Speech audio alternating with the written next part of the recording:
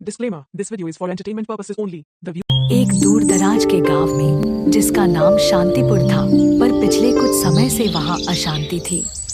पता नहीं क्या हो गया है हमारे गांव को। रात में वो परछाई आती है और सुबह होते ही फसलें सूख जाती हैं, जानवर बीमार पड़ जाते हैं। हमने सब कुछ करके देख लिया, कोई फायदा नहीं। ये जरूर किसी बुरी आत्मा का काम है। हमारी किस्मत में अब यही लिखा है।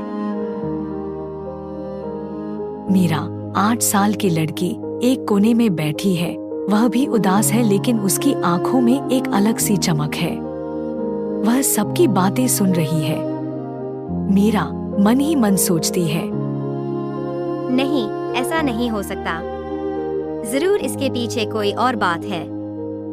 डरने से कुछ नहीं होता। पिछले कुछ समय से गांव में अजीबोगरीब घटनाएं हो रही थी।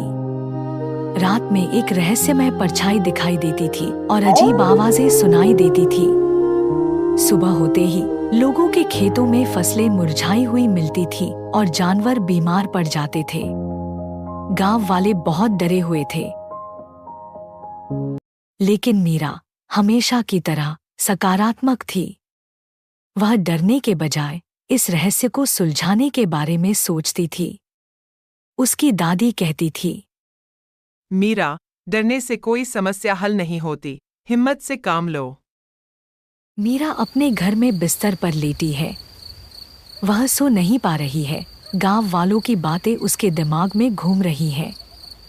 वह उठती है, अपनी छोटी सी टॉर्च लेती है और चुपके से घर से बाहर निकलती है। मीरा थोड़ी डरी हुई है, लेकिन उसकी जिज्ञासा उसे आगे बढ़ने के लिए प्रेरित करती है। वह लालटेन की रोशनी में गांव की सुनसान गलियों से होते हुए आगे बढ़ती है। वह उस दिशा में जाती है जहां से वे डरावनी आवाजें आ रही थी।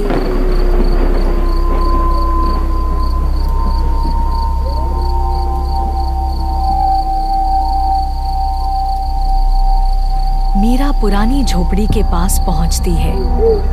झोपड़ी टूटी फूटी है और अंदर से हल्की आवाजें आ रही हैं। मीरा सावधानी से अंदर झांकती है। मीरा देखती है कि झोपड़ी के अंदर से कुछ बड़े बड़े उल्लू निकल रहे हैं। जब वे उड़ते हैं तो उनकी परछाई चांदनी में बड़ी और डरावनी दिखती है। मीरा ध्यान से देखती है कि उल्लू खेतों की ओर जा रहे हैं। अच्छा, तो ये उल्लू थे और लगता है ये खेतों की ओर जा रहे हैं कीड़े खाने। अब समझ आया कि यह कोई आत्मा नहीं, बल्कि उल्लू थे जो रात में निकलते हैं। उल्लुओं के मल से कुछ पौधे मुरझा भी रहे हैं। मीरा सुबह होते ही गांव के चौक में पहुंचती है, जहां गांव वाले फिर से उदास बैठे हैं। मीरा उत्साहित होकर उनके पास जाती है। मुखिया जी, मुझे पता चल गया। हमारे गांव में कोई बुरी आत्मा नहीं है। वो उल्लुओं के कुछ झुंड के कारण ये सब हो रहा है। मीरा गांव वालों को झोपड़ी के पास ले जाती है और उन्हें उल्लुओं के बारे में बताती है कि कैसे उनकी परछाई डरावनी दिखती है और उनके मल से कुछ पौधों को नुकसान हो रहा है। वह यह भी बताती है कि उल्लू कुछ कीड़ों को खाकर मदद भी करते हैं। गांव वाले हैरान रह जाते हैं। उनकी आंखों में आशा की किरण दिखती है। ओह अच्छा, तो यह सारा डर बस एक गलतफहमी थी और हमने इस छोटी बच्ची की बात नहीं मानी। हम गांव वाले मिलकर झोपड़ी को ठीक कर देते हैं और उल्लुओं के लिए एक सुरक्षित जगह बनाते हैं ताकि वे खेतों को नुकसान न पहुंचाए। उस दिन के बाद से शांतिपुर में फिर से शांति छा गई। रहस्य सुलझ गया था और गांव वाले अब बिना किसी डर के रहते थे। भाइयों, मीरा ने हमें सिखाया कि सकारात्मक सोच और हिम्मत से हर मुश्किल आसान हो जाती है। हाँ यार, तुम सही बोल रहे हो। हमने बेकार ही इतने साल डर में बिता दिए।